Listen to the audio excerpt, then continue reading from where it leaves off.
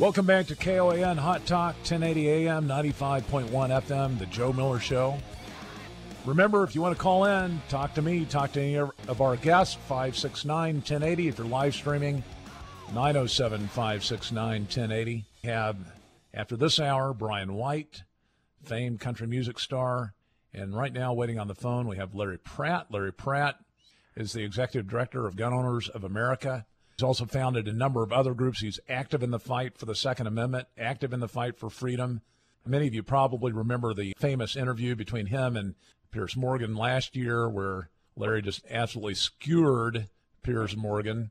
Put that interview up, kind of a blast from the past, on our Facebook. If you want to look at that, it's a good reminder as to why the people that are backing the Second Amendment are rational and those who are not are largely irrational. Welcome to the show, Larry. Joe, thank you so much. You know, following on your last point, Morgan had a number of Second Amendment spokesmen on. He had Ted Nugent. He had Ben Shapiro.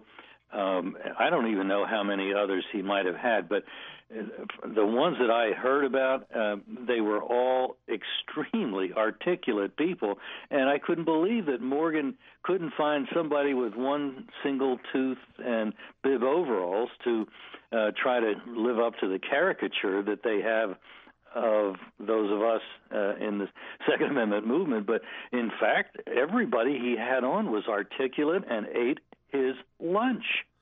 Maybe with the exception of Alex Jones. I'm sorry. Alex is not quite as mild-mannered, but he certainly knew what he was talking about. Yeah, he did. That was a very entertaining clip as well. I thought you, though, you handed his hat to him, and the fact that he went kind of apoplectic over it was interesting as well. That's one of the reasons why I really appreciate you, Larry. I mean, you're involved in an insightful way in these battles. In fact, a lot of folk don't know this, but you've been engaged beyond the Second Amendment. The English First Group, that's something you started, right? Something that I did indeed start, and it's still in operation, still promoting English as the official language, and we haven't really achieved that objective. I think we've seen a lot of the steam go out of the other side, but there's still efforts to have teaching American kids in a foreign language, not just as a class, but as the entire school day. So there's a lot of nuttery that still needs to be dealt with. And you were also not just the founder of Gun Owners of America, but a group called U.S. Border Control.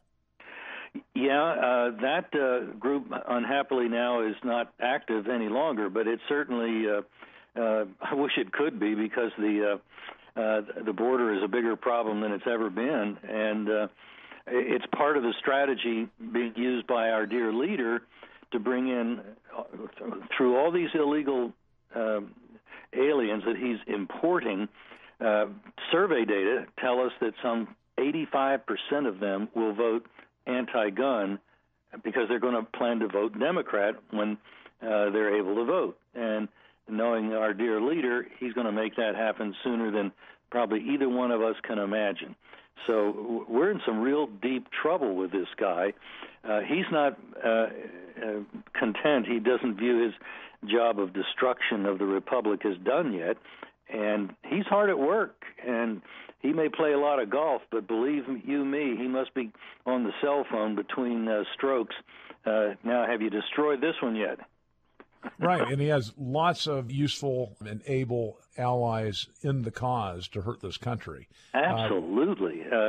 He has chosen every single time, be it a judicial nominee or someone else in his administration, he chooses hard left types, unlike Republicans who once in a while you get a Clarence Thomas, but mostly you get just real mushy types, both for the executive positions as well as judicial. Not this guy. He never may. If he ever appointed a non-communist, it was certainly something that it was a surprise to him, because he tried. So Eric Holder being replaced, or at least he's trying to replace Eric Holder with Loretta Lynch. She's facing some difficulty perhaps in the confirmation process. Does she qualify as hard left as well? Oh, my, indeed she does. She's more of a stealth candidate, which is the way they were hoping they would be able to get her through. As a prosecutor in New York City, the main thing we know about her is that she doesn't really like to be tough on criminals. I guess she feels sorry for them, the heck with the victims.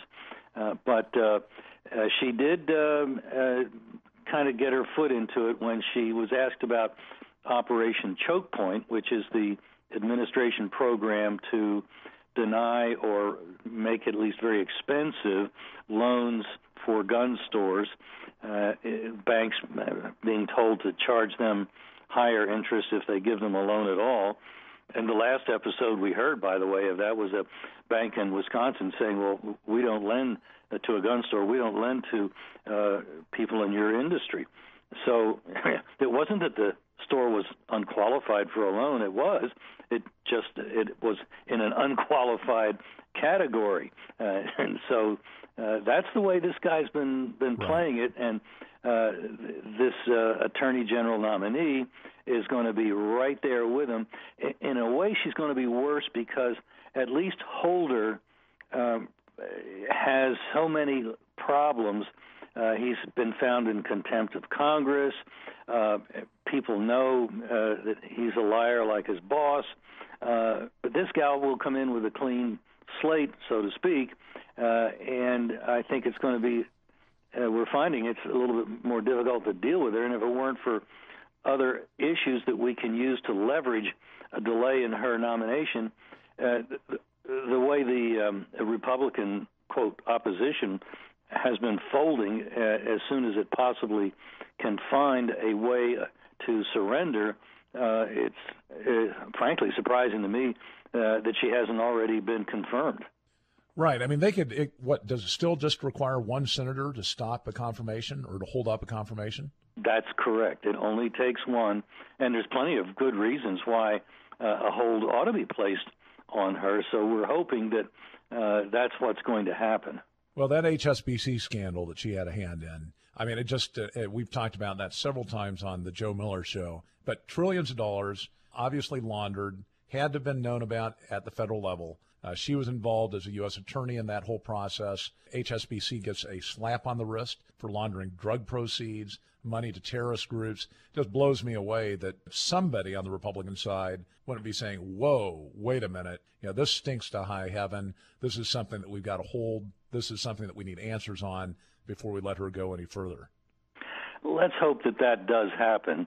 You're absolutely right. I mean, this woman has got to be as dirty as dirt, being up to her eyeballs in something that big.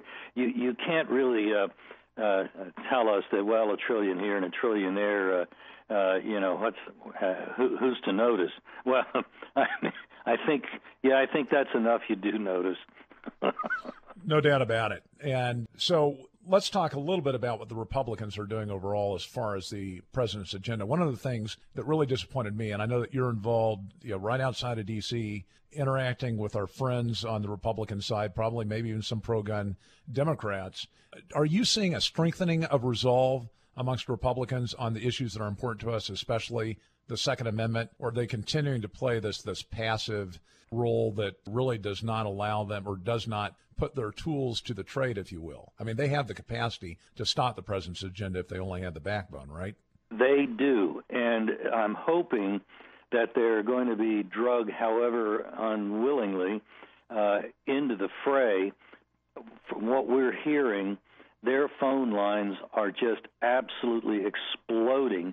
People are, now maybe it's tapered off some, but for the many days after the reelection of Boehner and then after the approval of the president's agenda by funding his budget all the way through the end of the fiscal year at the end of September, that has people so absolutely outraged that I think maybe it's come to the attention of even the leadership that,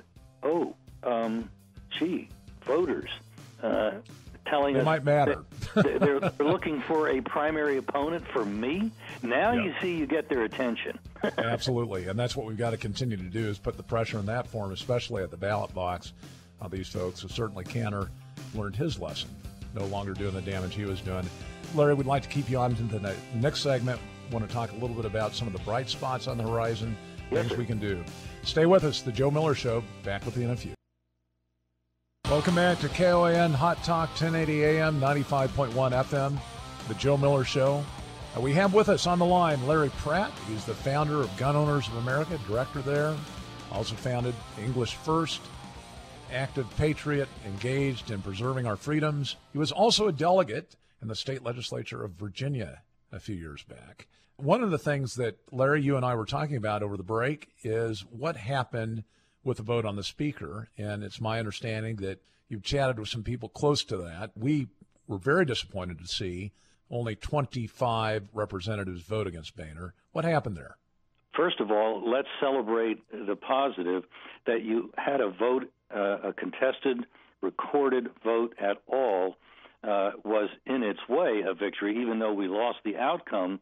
The idea of forcing a speaker to run for reelection just never happens. I think the last time was maybe around the time of the war between the states. It is just an extraordinary event.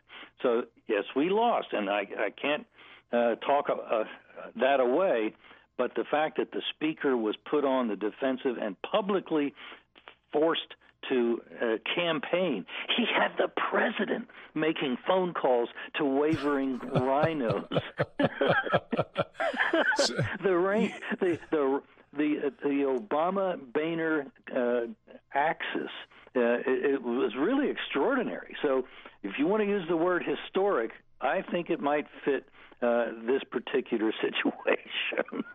You know, we had a writer from Conservative Review on the show last week, and he said that the end result of that challenge was that it's put Boehner pretty much on the defensive. That's his permanent status now, that he understands that, because of the defections that have now increased since the vote, that he can't get anything done without him. He's definitely had his wings clipped, and that's a very good thing for the Republic. If the Senate lets something happen that shouldn't happen, like amnesty, let's hope that the Speaker stays firm. Right now, he's talking that way. Because obviously the majority of the Republican caucus in the House absolutely is against amnesty. They understand the political suicide that entails. They're going to be a permanent minority party if they bring in 5 million illegal voters made legal. And it's also self-preservation. I mean, you got Majority Leader Cantor that lost in large part because of the illegal alien issue. Of course, you've also got others, though, now that on that vote for the speaker are probably going to face the wrath of their voters. There have been some representatives that ran on, at least in part, the plank of confronting the leadership, even voting against Boehner, who instead voted for him. Are you aware? I mean, you've got some familiarity with at least one of those, right? One of them, for sure, is the fellow that took outgoing Representative Paul Brown's seat in Athens, Georgia, and he campaigned on the basis, rather prominently, one of his few key issues, I'm going to vote against John Boehner. He needs to go. And, of course, the first vote he cast was for John Boehner. Representative Reverend Jody Heiss.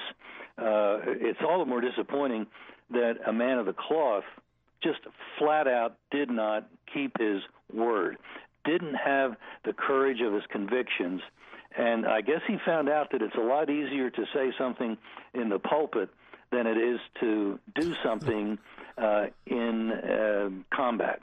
Well, let's hope that his constituents remember that in 2 years when he runs again. With respect to the positive news, we've got some legislation that's winding its way through the Congress that could have major positive benefits to those that carry concealed. What's the status of that legislation? Well, there's a bill that's already been reintroduced by Senator Cornyn. We're hoping that Representative Stutzman will be doing the same again this Congress. And this measure would say that your concealed carry permit, which you don't have to have in Alaska, but if you do get one for the purpose of travel, it would be good in any state, not just one that happened to finally make an agreement or put something in their law. It would just say, even in the District of Columbia or Chicago or some other unlikely place, you're okay. You got your concealed carry permit, you got your gun, you're good to go. And that would mean that your concealed carry permit would be treated just about the same as your driver's license. You don't need to stop at the state line to get a test or to somehow get another license to drive through another state. And by the same token, if this legislation makes it, and I think it can, then you're going to be treated much the same way with your concealed carry permit. Both houses are very likely to approve of it, and what we think might happen to get it through, the president will veto the bill itself, but that bill can be placed as an amendment to a spending measure, and if it's one that the president wants badly enough, then he'll probably sign it. He did once before when the ban on guns in national parks was overturned. And that could very well be the same scenario in this year. We could be talking about something, hopefully, in terms of weeks. Wow. That'd be phenomenal. I mean, it would upset the whole anti-gun culture in some of these urban areas like Chicago and Washington, D.C., and other places that just have had no familiarity with that kind of approach to firearms. It's going to be a culture shock. Irony. These are almost totally gun-free zones for law-abiding people. Now you can, with great effort, and a hearty handful have gotten concealed carry permits. But I can imagine, say that something to do with the stockyards in Chicago, and there's a big conference of cattlemen or something of that sort. All of a sudden, you could have 10 times more, 100 times more people carrying concealed firearms in Chicago when that conference gets together than you normally would. And guess what? It's going to be so safe there. Crime might actually go down. I have little doubt. Well, that's fantastically good news, and that's in part one of the reasons. I mean, this is not just a Republican move, right? I mean, there are Democrats as well. There are a handful of Democrats on this because I think well, let's be fair, some of them may actually believe this way, but some of them are in states where they bloody well better vote this way. Right, or also lose their seats. I mean, the Colorado anti-gun state legislation that they had two state legislators recalled over I think it was a signal to a lot of folk across the country. And, of course, historically, guns have been that kind of an issue that a number have lost their seats over. Absolutely. And for a politician, there's nothing worse than losing one seat. Right. That incumbency and the impact that it has on what people do. Amazing. So the heroes in the fight in the House, there are a number of people that stood up. They were threatened. Well, I guess Boehner said, I'm not going to punish you if you do this. And then he turned around and threatened to punish them. We've been told that, in fact, that punishment wasn't meted out. No, I think he realized that there was so much anger in his caucus that even though he won re-election and even though they voted accordingly, he pushed to the max. Any further pushing was not going to turn out well for him. So, yes, I think he's been somewhat tamed in that regard. And besides, the only people that Boehner's really willing to fight are other Republicans. And if they fight back, then he's just a sniveling mess. This poor guy doesn't know what to do. Because as Speaker, he's certainly no leader. He's certainly not willing to take it to the Democrats. In fact, he's kind of like Mitch McConnell. He gives the Democrats just about anything they want, unless, as on amnesty, his caucus has come together and said, hey, good buddy, Mr. Speaker, buddy, we kind of think you like your job, and we'd like you to keep it. We wouldn't want anything to happen to your job. Well, one of the reasons why I asked this, as far as the amount of, I guess I should say, people of principle that are sitting in the Congress, we have some real important issues coming up, including the fact that apparently the Obama administration is now making a run through regulation on AR-15 ammo. specifically armor-piercing ammo, will create major issues. Not only that, it's my perspective unconstitutional. Second Amendment is there to challenge tyrants. It's not there for sporting, for hunting. Right. Absolutely. What do you think if he ends up enacting these regulations? I would assume there's going to be court challenges, but is there anything that the Congress can do to fight that? The Congress could absolutely move to defund the implementation of the regulation and put it on any kind of spending measure that is before them. And again, you put him in the same situation as we sketched out if he wants to, if the Congress wants to keep Mrs. Lynch from being installed in office, just put it as an amendment to a spending bill, and that pretty well should tie his hands. And it can be done. Hopefully they're willing to do it. And hopefully, there's going to be a lot of reasons for Republicans to act like Republicans, and the tools are available for them to do it.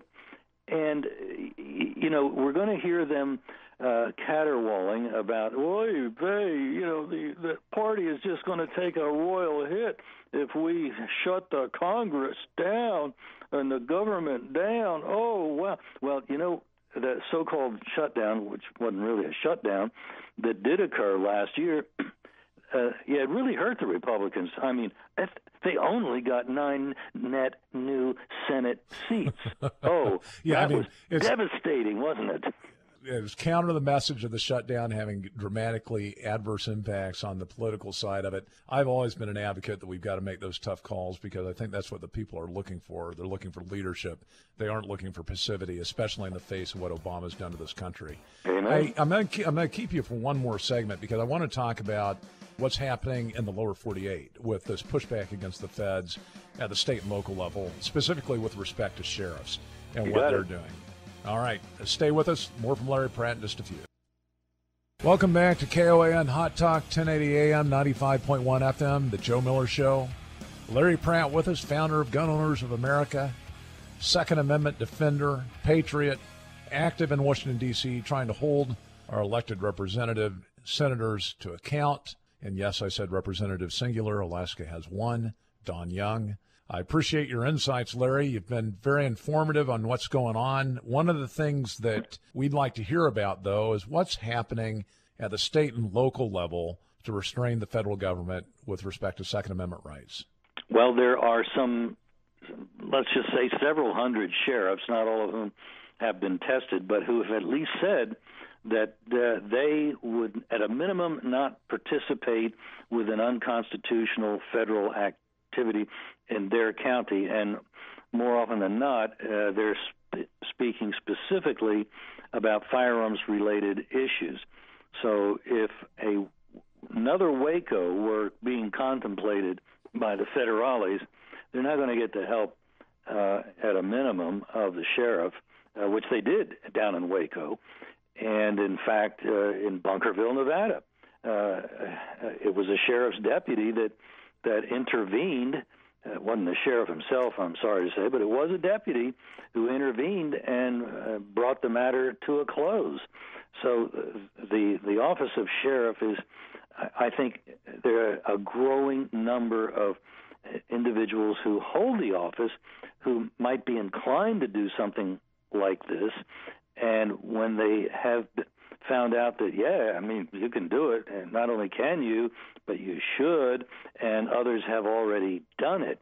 And I was at a conference that former Sheriff Richard Mack had put together for his Constitutional Sheriffs and Peace Officers Association. On the way back to the airport, I was sitting in front of a couple of sheriffs, and as they were talking, one of them said, I was kind of already in sync with what they were talking about here, but now that I've been here, when I get back, I'm putting it into practice.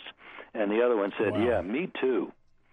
So are these folk on paper? I mean, or they just are we referring to attendees at Sheriff Mack's conference?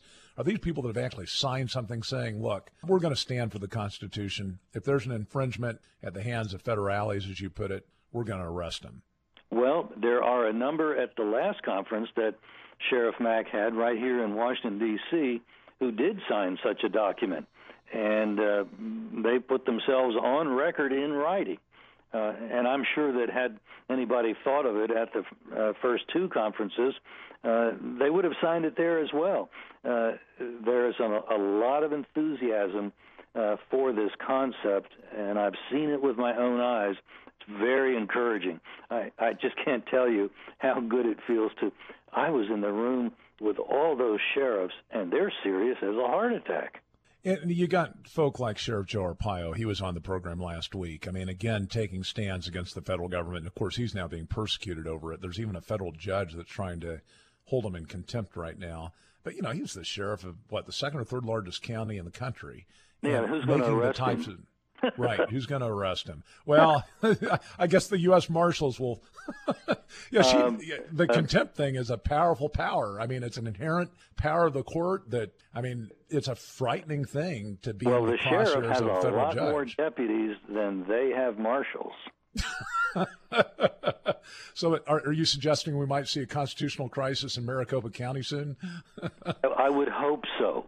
But frankly, I don't think the feds would push it because I think they know what might likely happen, and they don't want to set a precedent for that.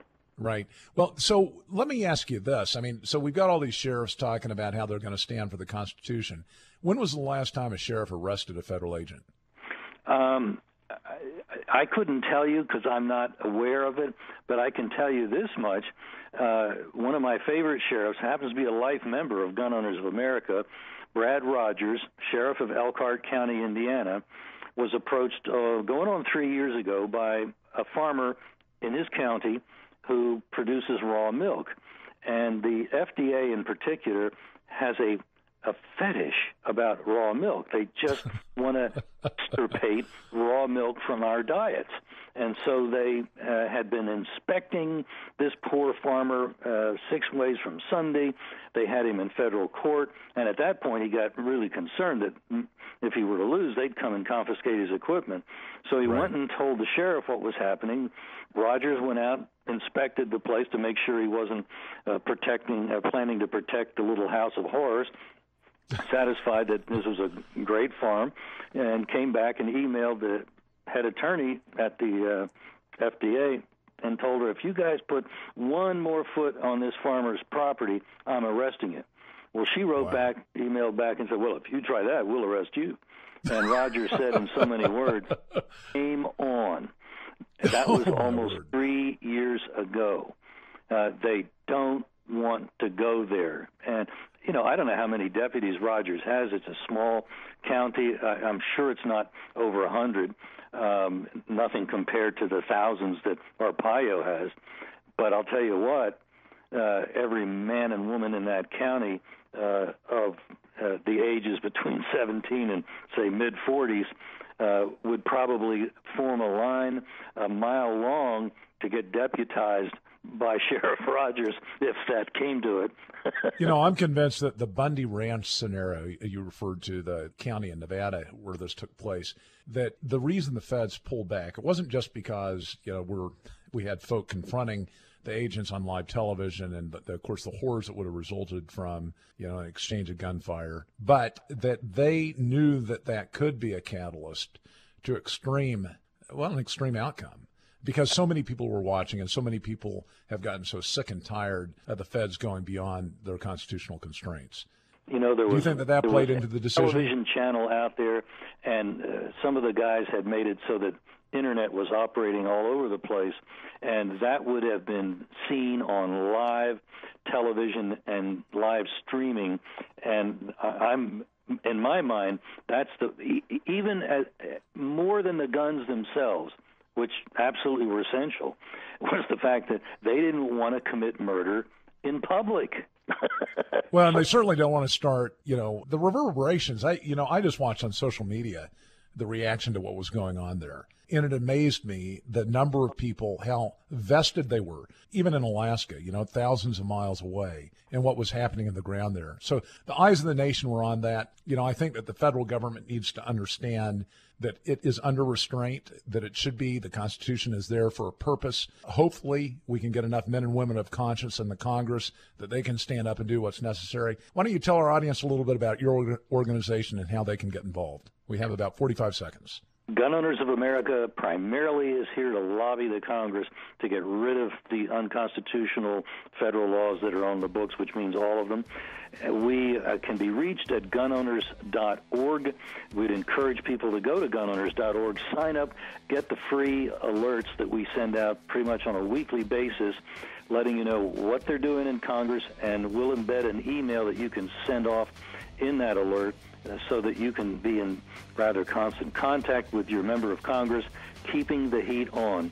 It works. It's how we stopped the gun control law that they were pushing after Sandy Hook. NRA. All right, Larry, thank you so much. I appreciate you being with us. We'll have you on again, The Joe Miller Show.